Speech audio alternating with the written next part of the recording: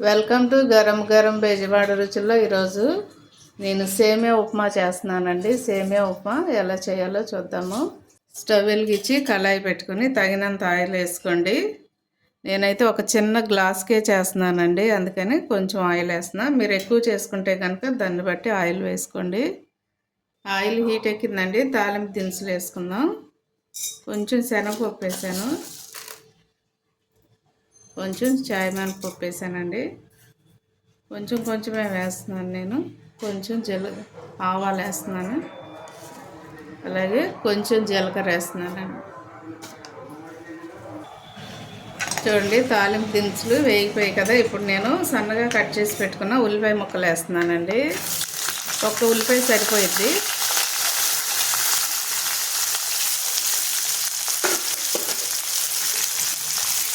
ఇవి కూడా బాగా దోరగా వేగనివ్వండి. చూడండి, కొంచెం అల్లం ముక్కలు వేస్తున్నానండి, సన్నగా కట్ చేసుకోండి. అల్లం ముక్క వేసుకుంటే బాగుంటుందండి ఉప్మాలో. ఇది సేమియా ఉప్మా అయినా, మామూలుగా బొంబాయి రవ్వ ఉప్మా అయినా, గోధుమ రవ్వ ఉప్మా అయినా కూడా అల్లం ముక్కలు కొంచెం వేసుకుంటే టేస్ట్ చాలా బాగుంటుంది. దీనిలోనే 2 పచ్చిమిర్చి వేస్తున్నానండి. 2 వేస్తున్నాను, ఎందుకంటే నేను ఈ చిన్న టీ గ్లాస్ మాత్రమే ఉప్మా చేస్తున్నానండి, అందుకని కొంచెం వేస్తున్నాను. చూడండి, 2 పచ్చిమిరపకాయలు వేస్తున్నాను. అలాగే ఒక టమాటా కూడా చిన్నగా ముక్కలు కట్ చేసి వేసుకోండి. అలాగే కొంచెం కొత్తిమీర, కరివేపాకు కూడా వేసేస్తున్నానండి.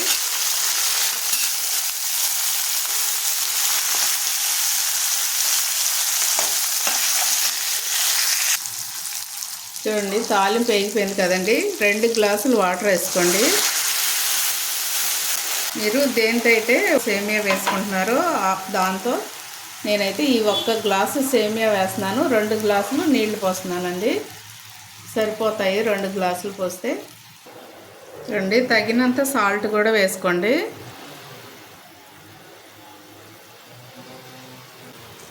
ఒకసారి సాల్ట్ కూడా చెక్ చేసుకోండి, ఎందుకంటే సేమియాలో కూడా సరిపోవాలి కదండి, అందుకని కొంచెం ఒకసారి చెక్ చేసుకొని సాలిపోతే వేసుకుందాము.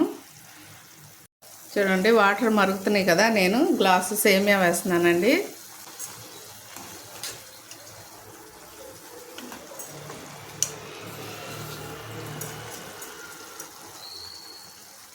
వేసి సిమ్లో పెట్టేసి మూత పెట్టేసేయండి. చక్కగా మగ్గిపోతుందండి, వాటర్ అంతా పీల్చేసుకుని నీట్గా ఉడికిపోయింది.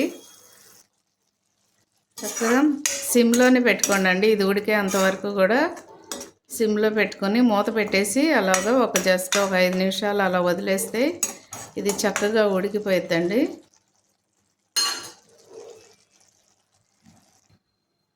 ఒకసారి మూత తీసి చూద్దామండి.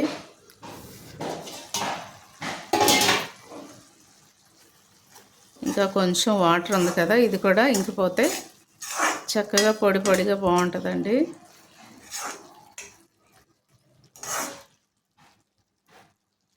సేమియా ఉప్మా రెడీ అయిపోయిందండి. ఇప్పుడు నేను ప్లేట్లోకి తీసేసుకుంటున్నాను. మీరు కూడా తప్పకుండా ట్రై చేయండి, చాలా బాగుంటుందండి. ఇది టేస్ట్గా ఉంటుంది.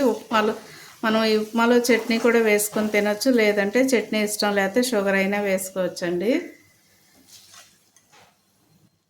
తప్పకుండా ట్రై చేయండి అందరు కూడా.